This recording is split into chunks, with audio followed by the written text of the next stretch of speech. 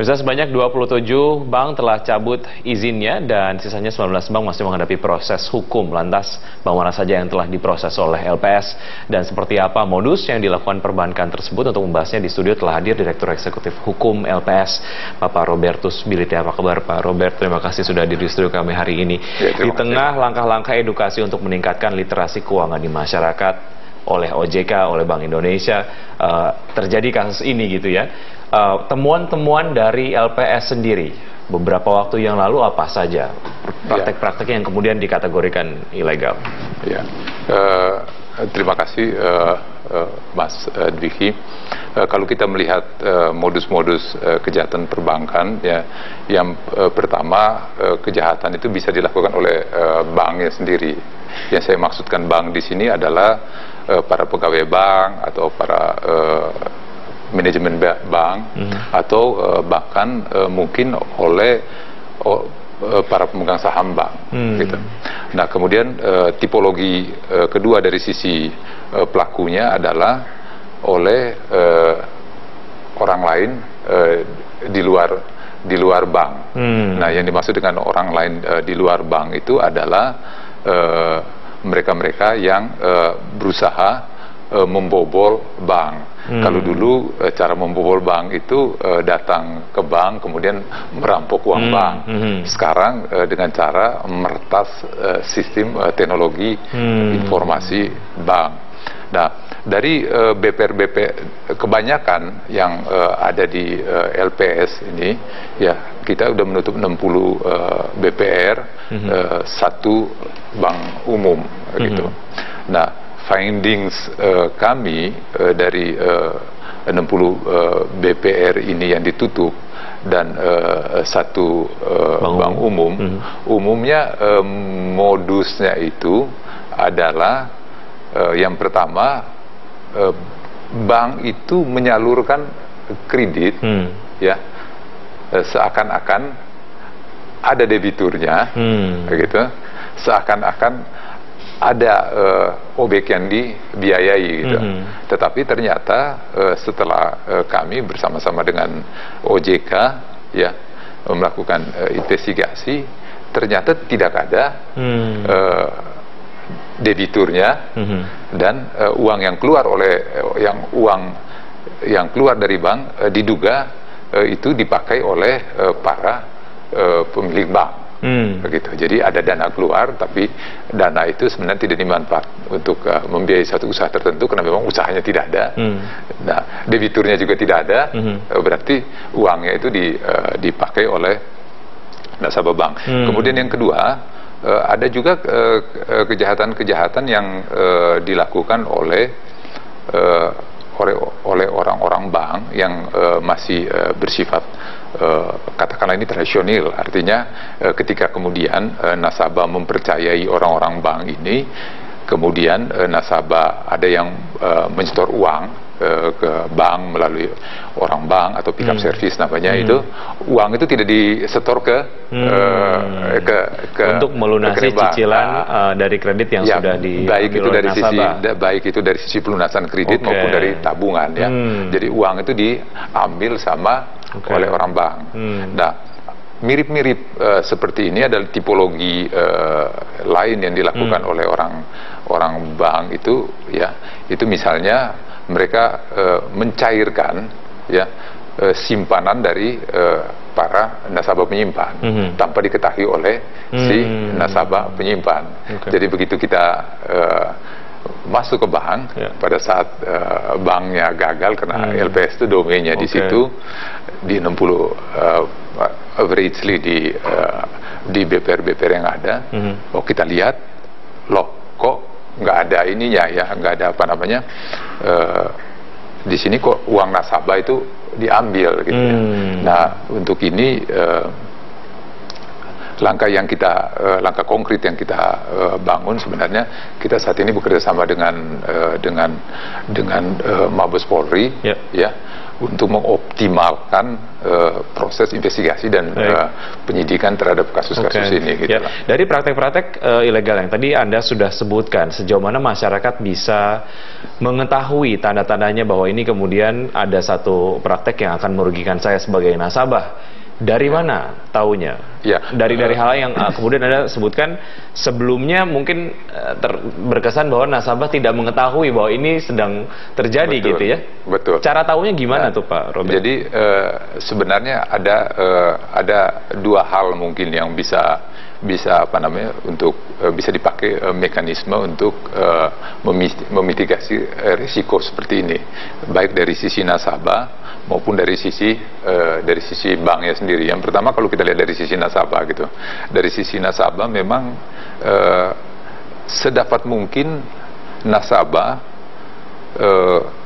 secara reguler itu mengecek tabungan yang ada di bank, tabungannya dia yang ada di bank. Artinya itu pertama, dengan dia mengecek secara reguler tabungannya ada di bank, ini untuk memastikan bahwa katakanlah ketika dia pada satu titik tertentu susah untuk pergi ke bank untuk menyetor uang yang di bank katakanlah ya, tetapi dengan dia mengecek secara reguler itu dia bisa tahu bahwa saya pernah menyetor kok nggak masuk gitu kan, gitu.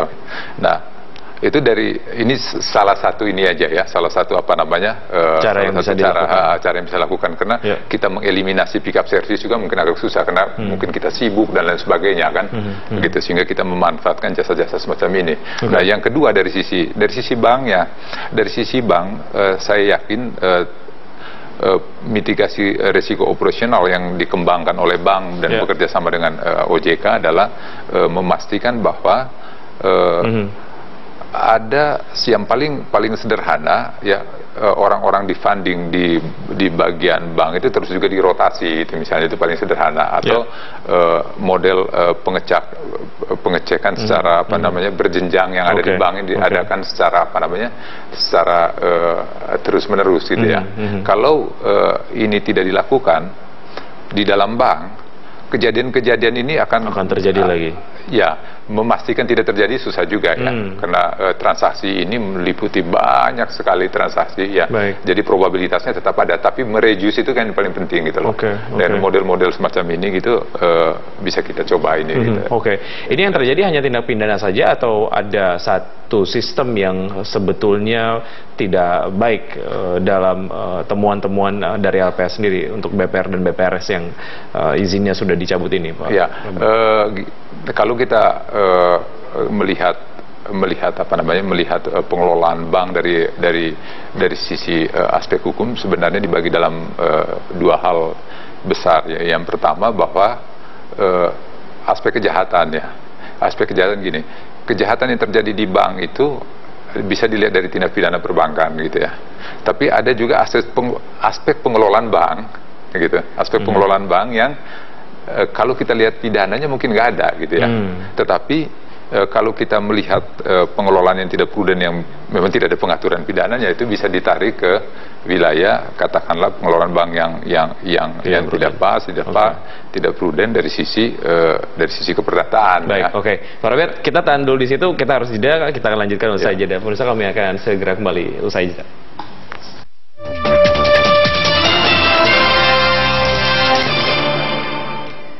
Ya, pemirsa, kembali di Dialog Market Corner. Pak Robert, tadi Anda kemudian menyebutkan bahwa langkah mitigasi yang bisa dilakukan jika kemudian nasabah ingin mengecek dana yang sudah di-store sudah masuk atau belum, itu adalah dengan mendatangi kantor-kantor cabang bank yang dia kemudian datangi sebelumnya untuk dipinjam uangnya gitu ya. Setelah datang, apakah hanya ditanya ke frontliner saja? Karena takutnya ada sebuah praktek ilegal yang dilakukan oleh si banknya, bukan hanya oleh frontlinernya. Artinya mungkin dia bisa bilang, frontlinernya bisa bilang, oke, dana yang Anda sudah setorkan sudah masuk gitu ya.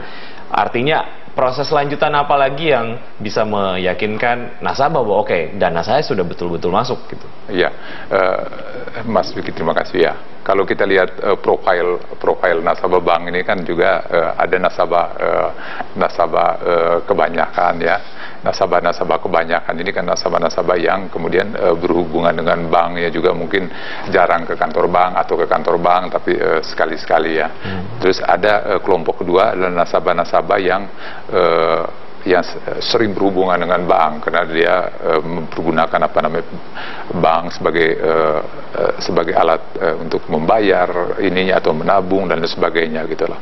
Nah, ketika kita melihat dua katakan tipologi ini, walaupun ada satu tipologi lain yang para pengusaha dan sebagainya gitu, untuk nasabah tipe pertama kelihatannya mitigasi operasional di bank itu memang harus kuat gitu loh. Jadi mengharapkan misalkan kita mencoba mensuggest supaya para nasabah ini juga secara reguler cek tabungannya di bank gitu ya. Tapi dengan segala macam keterbatasan pengetahuan para nasabah kelompok pertama ini, dia datang kan dia bisa ketemu orang frontliner saja. Orang frontliner bisa katakanlah orang-orang itu saja yang kemudian mengatakan bahwa oh ya tabungannya aman dan sebagainya. Nah, dia tidak tahu misalnya tabungannya juga divalidasi di dalam gitu kan, dicek gitu dan sebagainya oleh satu layer di belakang teller gitu ya. Nah, mungkin juga terhadap nasabah-nasabah semacam ini himbauannya itu diarahkan kedua pihak. Ke nasabah banknya juga harus mengenal orang-orang di belakang di back office ya, sehingga dia juga punya komunikasi, atau orang-orang yang di back office juga yang benar-benar memastikan bahwa secara reguler bahwa mereka juga tahu nasabah-nasabah dan tahu tipologi nasabahnya ya, sehingga jangan sampai kemudian hanya karena nasabahnya tidak datang kemudian ini masih bisa bobol. Secara sistem online apakah bisa dicek atau diperiksa oleh nasabah sendiri? Ya, apakah dananya sudah masuk mobile banking ataupun mekanisme lainnya? Kalau saat ini mobile banking ini yang harus diwaspadai ya. Kalau apa yang LPS belum ini ya. Pertama, LPS itu belum menghadapi hal ini, tapi teman-teman OJK menghadapi persoalan-persoalan ini. Di bank juga menghadapi persoalan-persoalan semacam ini. Sebenarnya kan sistem mobile banking itu sudah sudah dilengkapi dengan fitur-fitur yang untuk memastikan bahwa ini tidak diretas gitu lah. Persoalannya ketika artinya ada resiko lain ya? Ada resiko bahwa sistem ini diretas gitu lah. Diretas. Nah, yang sepanjang yang saya tahu soal kejahatan di sektor IT ya, itu bisa dilakukan oleh oleh peretasnya, oleh orang yang memang tidak hubungan dengan bank, atau mereka bekerja sama dengan orang di bank ya gitu ya. Jadi cara yang paling nyaman untuk mengcross-check adalah datang langsung dan mengenal bukan yang frontliner saja sampai dengan level manajerialnya. Terutama untuk tipologi yang nasabah kedua ya, yang lebih sophisticated ya. Mereka kemudian tidak hanya mempercayakan begitu saja ke bank gitu, walaupun dalam segala kesibukannya mereka juga memastikan bahwa mereka kenal dengan pimpinan cabangnya, mereka kenal dengan katakanlah manajer dari baik Pak Robert, terima kasih banyak atas waktu dan penjelasan Anda. Semoga ini juga bisa membuat pemirsa dan nasabah juga di luar sana semakin proaktif untuk mengecek apakah terjadi praktik ilegal atau tidak gitu ya di bank yang dia kemudian menyimpan dananya di bank.